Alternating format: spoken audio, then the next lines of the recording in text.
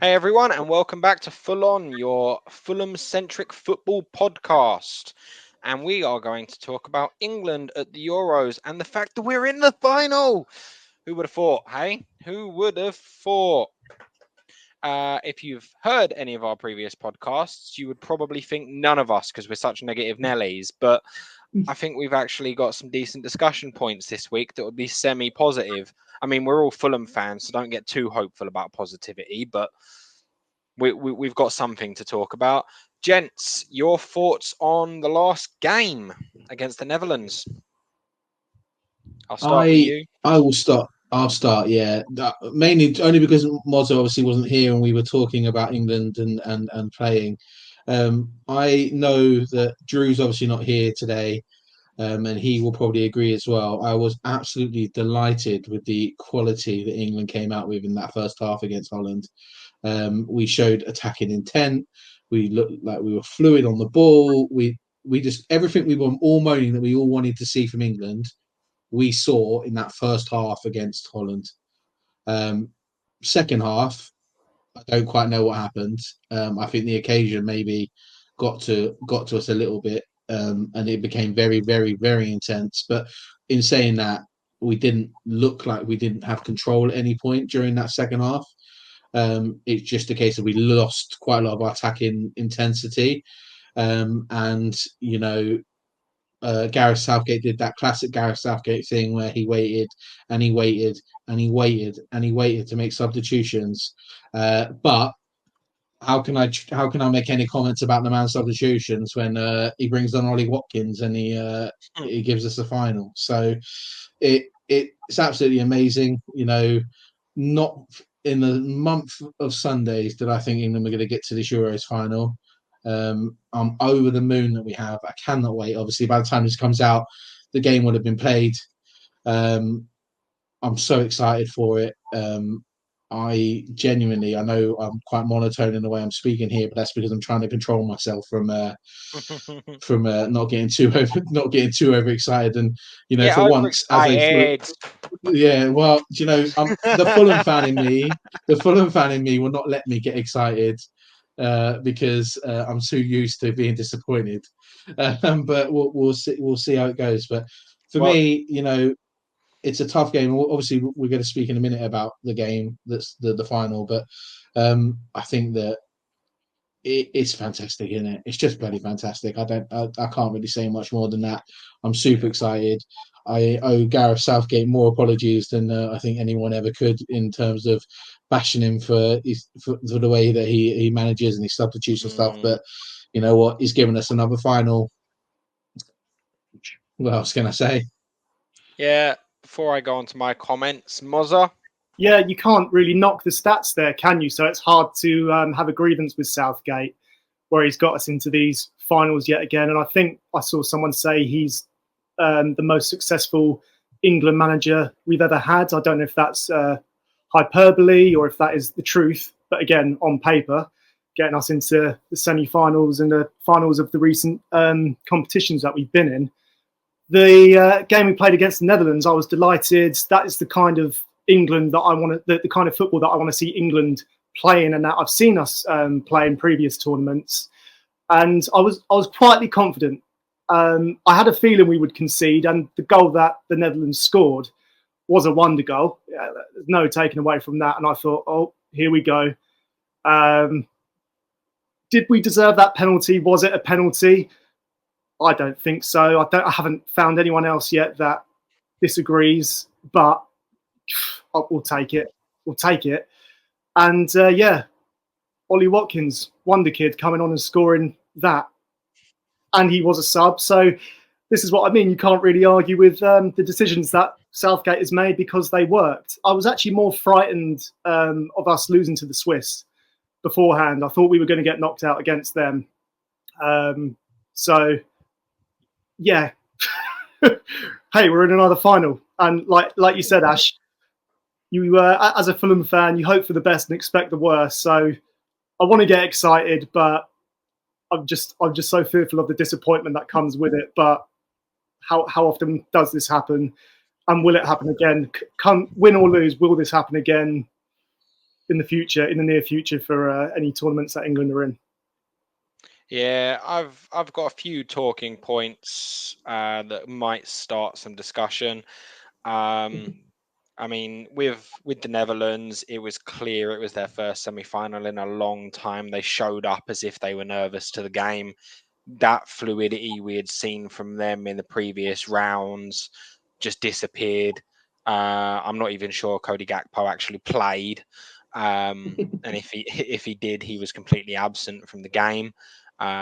Considering how worried we were about him, it was quite a shock to see that immediate drop off.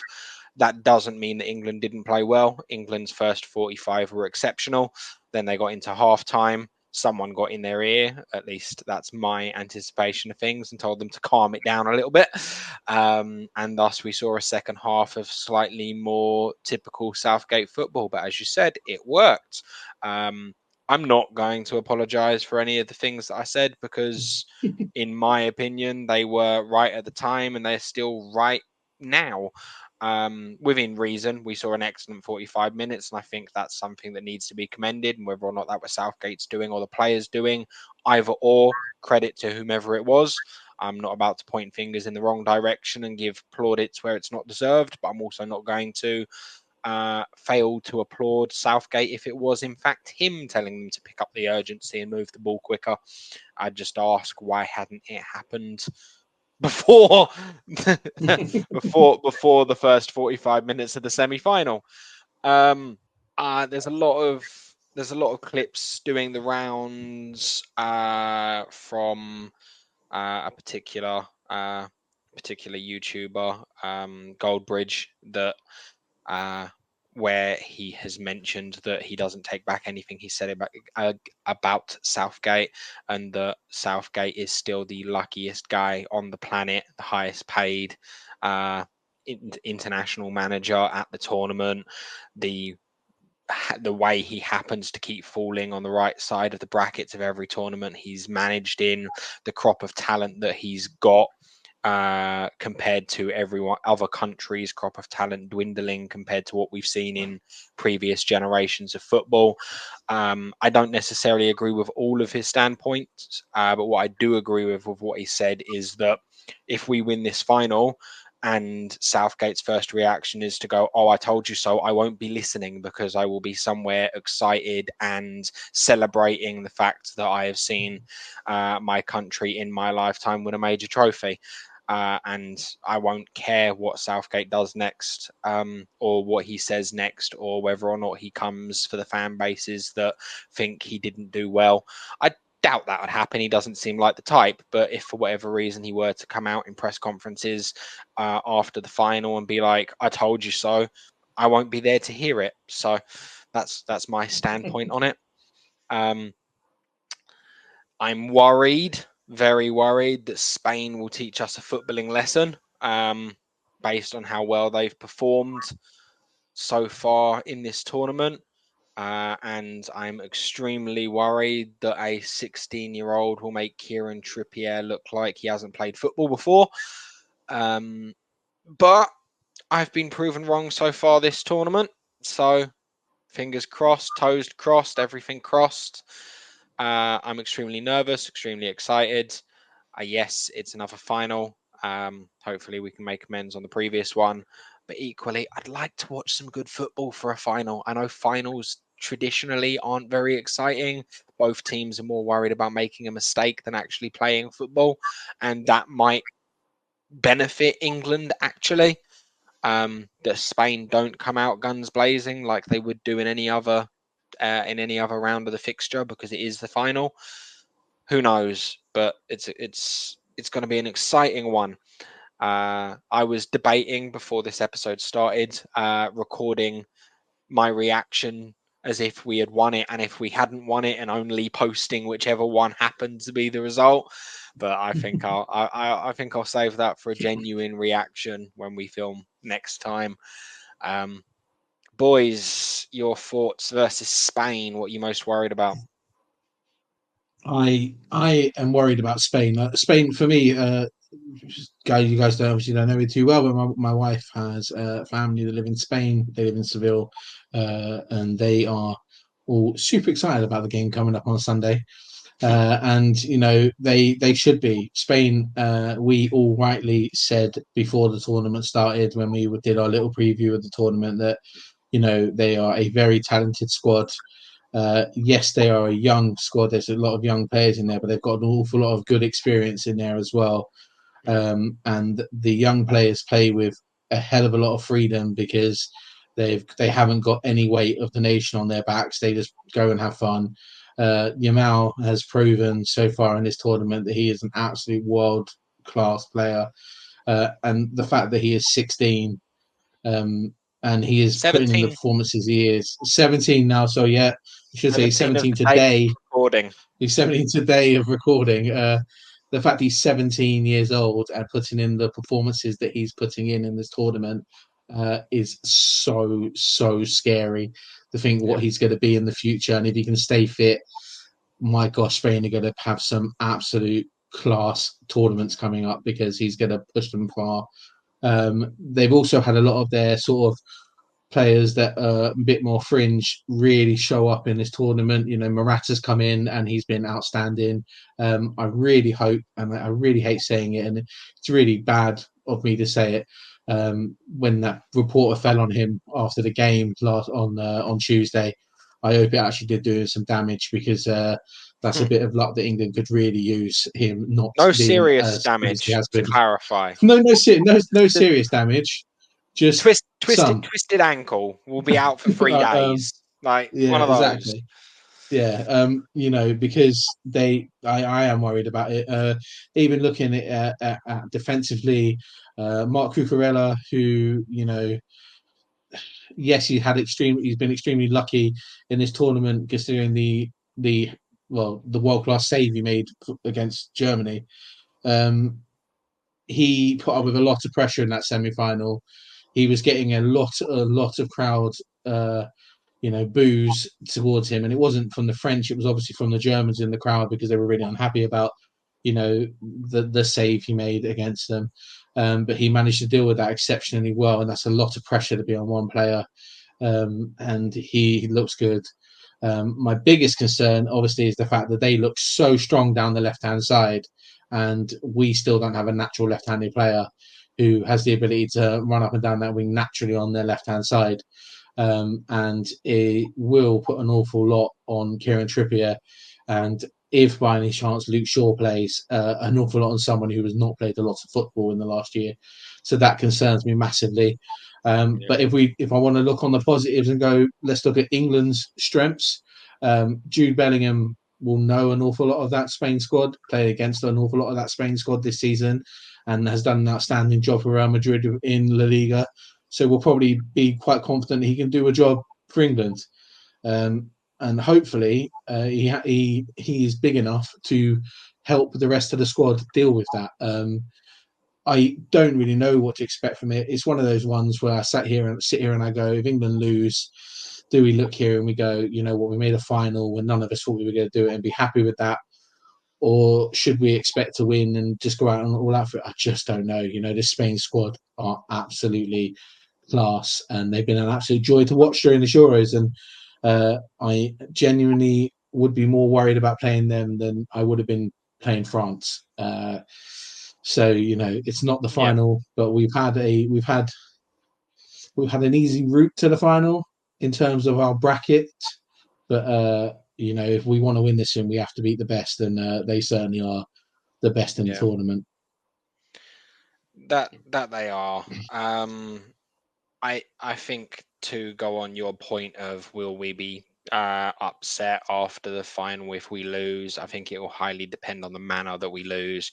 If we lose it in extra time, or we lose it on penalties, then we can sit there and sort of be somewhat proud of what happened, bid Southgate adieu with his contract up, and move on to potentially a more attacking manager that can work with this amazing crop of attacking talent.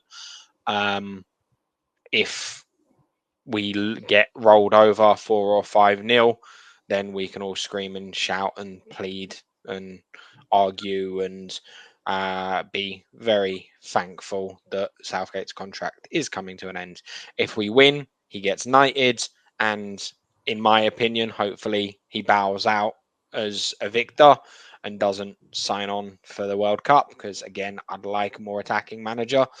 But if the FA choose to extend it and he chooses to accept, I can't have any grievances with it if he does win. It might not be my preference, but you can understand keeping a tournament winner on the books, especially with his track record so far. Mozza, you've been awfully quiet. Yeah, I'm like, I don't know what to say. I don't want to tempt fate. And I hate to be a naysayer, but I've got this sense of impending doom, which I imagine everyone does. And also Fulham fans. Yeah, this is the thing with my mates who support other clubs. And when we all watch England and we chat, I'm like, now you know what it's like to feel like a proper Fulham fan. We're used to this, but yeah, even still, I'm very anxious. And my worry is that it will come down to penalties, and we'll lose the good old-fashioned English way. And I'd hate for that to happen. I think that would be the most heartbreaking way to lose. And AJ, you mentioned we might get spanked 4 or 5-0. That's been my other concern, because I could see that happening, but I don't think it will. I don't think it's going to be a big scoreline. Like you say, finals aren't always that exciting, but I think something dreadful is going to happen tomorrow. And I hope I'm wrong. I don't think we're going to come out guns blazing, because we've not done any games. We've not started any games like that so far. I think Southgate is going to tell them, go out there, try and break them down, go in really calmly, wear them out. However, I don't think Spain are a side that can be worn out. And if they are, it's not one that can be worn out easily. They have certainly been the strongest side the whole tournament. Yeah. We have got a real task tomorrow, and we have got to come out fighting.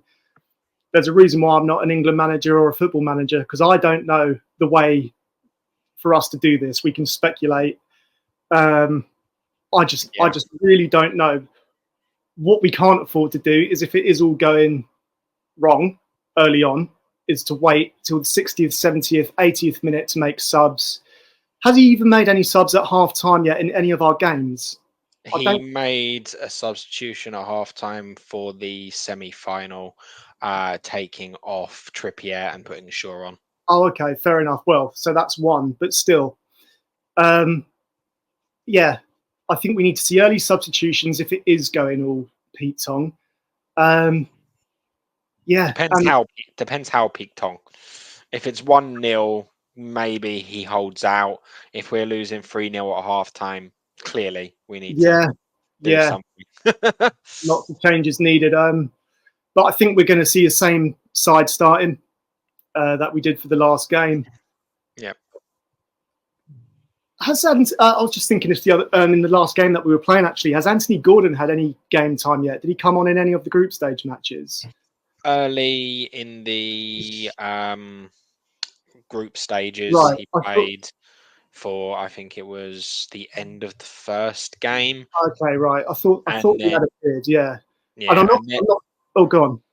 I was going to say, then he apparently had an accident on a bicycle. That's right, yeah. And Southgate, from what I've heard, got quite annoyed at him for mucking around on a bicycle, and we haven't seen or heard from him since. So he's been punished. But anyway, I'm not saying he should start, but I don't know. Do we try and change it up a bit, like with the subs that he brings on? Because usually it is Shaw or Palmer that comes on. I've got nothing.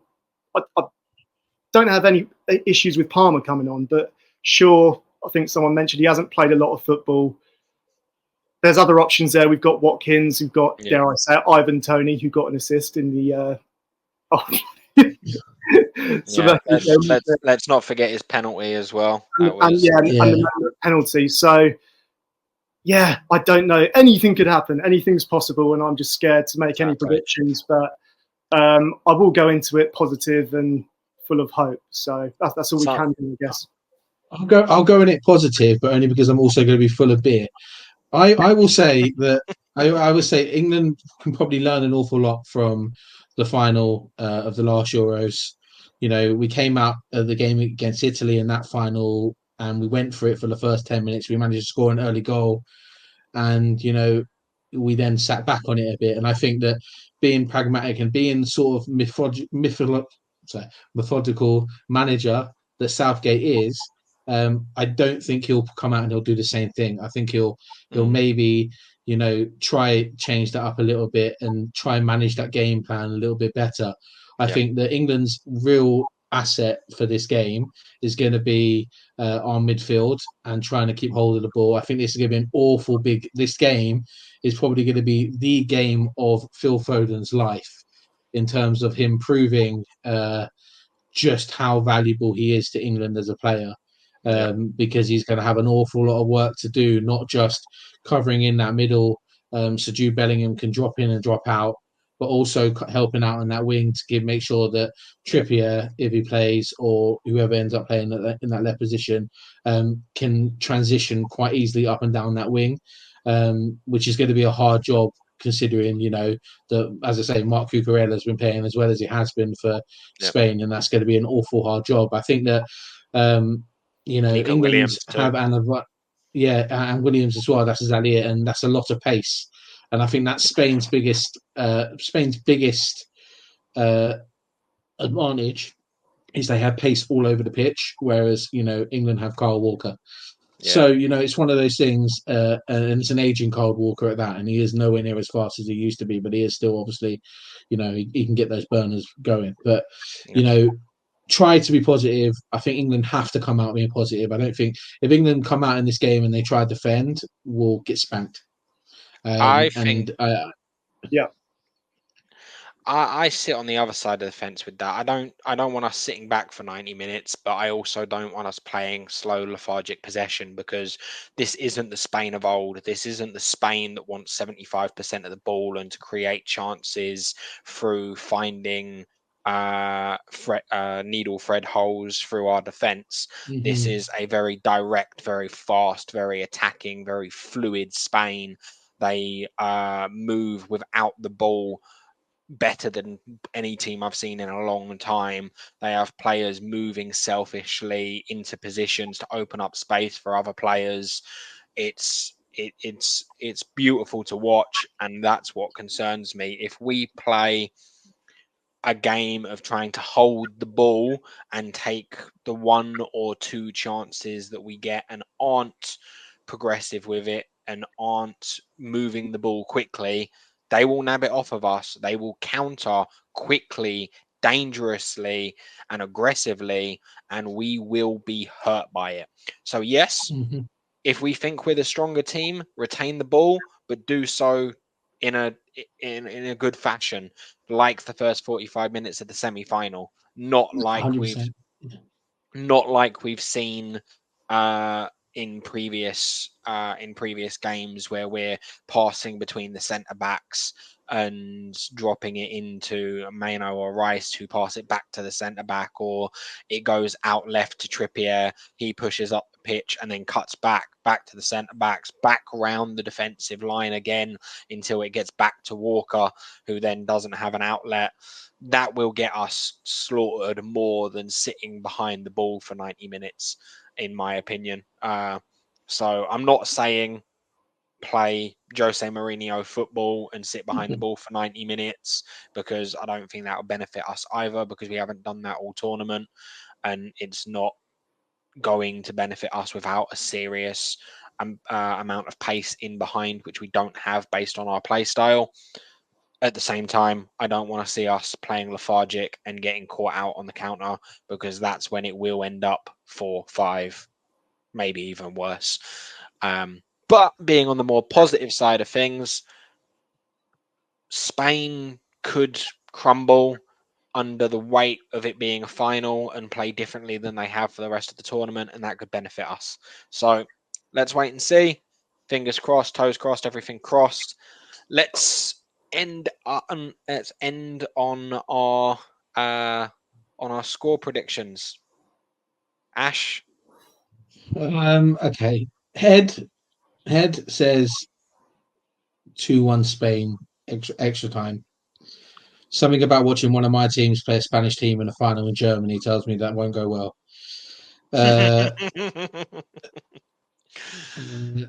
Hart says England win 2-1, also in extra time, because we won't do it easily in 90 minutes. We'll just have to see. I'm going to say, I don't want to say this. I think 1-0 Spain in extra time, and I hope I'm wrong. I'm gonna say. See, I'm stuck on the scoreline of 2-0. I just don't know which way to throw it. So I'm going to leave it there and say 2-0 and cow it out. And... Oh, you chicken. Well, if from our previous recording, which you should all have seen by now, anything to go by, my buying of football shirts or anything to go by, I shouldn't be one putting anything out into the universe. Into the ether. Because it will come back to bite me in the backside. My foot, my hope, all my shoulders, all my shoulders, all my hopes. All I do, I can't even raise up. Oh my God, if it doesn't from, oh my God. With that in mind, we all bid you adieu, and come on, England! Come on, England.